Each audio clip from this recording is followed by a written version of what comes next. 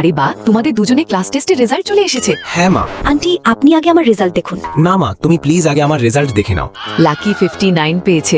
এবার এই লাকির আর রক্ষা নেই। খুব ভালো বাবা, তুমি বংশের মান রেখেছো, এভাবেই এগিয়ে যাও। অঞ্জলি, আজ তোমার রেজাল্ট আসার কথা ছিল না? হ্যাঁ মা, আমি 125-এর মধ্যে 119 নম্বর পেয়েছি, আর এবার আমি সেকেন্ড হয়েছি। মা, গতবার আমি 5th হয়েছিলাম বলে তুমি আমার উপর খুব রাগ করেছিলে, কিন্তু এবার আমি...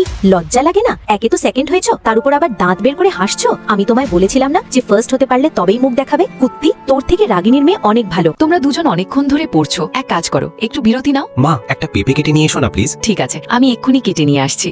তবে আমাকে একটা কথা বলো অঞ্জলি মা, আমাদের বাড়িতে তোমার ভালো লাগছে তো? না মা, ও তো নিজের ওখানে রাজকুমারীর মতো থাকে, আমাদের এখানে তো কোনো মতে দিন কাটছে ওর। আরে ম্যাম, আপনি অনেক ক্লান্ত হয়ে গেছেন, এই নিন কিছু ফল খেয়ে নিন। তার মানে তুমি পুরোপুরি বেয়াদব হয়ে গেছো। চুপচাপ নিজের প্র্যাকটিস চালিয়ে যাও, তোমার কোনো বিরতির প্রয়োজন নেই। আর হ্যাঁ, একটা কথা কান খুলে শুনে রাখো, যদি এবার প্রতিযোগিতায় র্যাঙ্ক না আসে তবে আমি তোমার এই পিয়ানো ক্লাস চিরকালের মতো বন্ধ করে দেব। শুনছো তো? এবার থামুন, বিশ্বাস করুন অঞ্জলি অনেক পরিশ্রম করছে, আপনার ওর ওপর রাগ করার বদলে ওকে উৎসাহ দেওয়া উচিত। ম্যাম, আপনি জানেন না, আজকালকার বাচ্চারা ভালোবাসা বোঝে না, ওরা বকুনিই বোঝে। রোহন বাবার উপর তো আমার পূর্ণ ভরসা ছিল, দেখিস রেখা, একদিন ও তোর নাম নিশ্চয়ই উজ্জ্বল করবে। ইয়ার বলিস না, সারা দিন শুধু পড়ে আর পড়ে। দাঁড়ান, শেষ পথটি এখনো বাকি আছে, এবার খাওয়া শুরু করুন আন্টি। লাকির মা, তোমার ছেলে তো সত্যি অসাধারণ ইয়ার, ও রান্না করতেও জানে। ইয়ার, তোকে বলি না আমি, আমার ছেলে লাখের মধ্যে একটা। অঞ্জলির মা, তোমার মেয়ে তো পুরো স্কুলে ছেয়ে গেছে, প্রতিযোগিতায় কি চমৎকার পিয়ানো বাজিয়েছে, ও টক্কর দেওয়ার মতো কেউ ছিল না। ছাই বাজিয়েছে, 2 বছর ধরে টাকা ওড়ানোর পর এবার গিয়ে জিতেছে। আরে শর্মাজি, এর থেকে আপনার সুরভি অনেক ভালো, প্রথমবার অংশ নিয়েই ফার্স্ট হয়ে গেল। মানতেই হবে, আপনার মেয়ে সুরভি ভায়োলিন খুব সুন্দর বাজায়, আর এই অপদার্থটা তো কোনো কাজেরই নয়।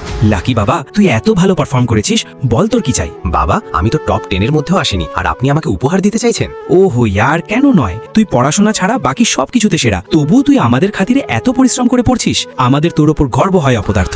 দেখে নাও তোমার কিছু চাই কিনা। Wow, skateboard! আমি তো এটা কতদিন ধরে শিখতে চাইছি। তুই কি পাগল?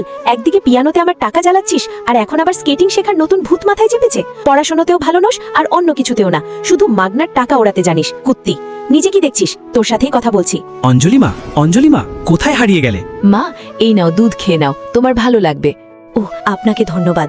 মা, তুমি যখন থেকে এখানে এসেছো বড় অন্যমনস্ক হয়ে থাকো, কেননা আমরা সবাই কোথাও ঘুরে আসি। মা, তুমি বলো, কোথায় যেতে মন চাইছে তোমার? অ্যামিউজমেন্ট পার্কে যাওয়ার আইডিয়াটা কেমন হবে? এটা তো সেরা আইডিয়া।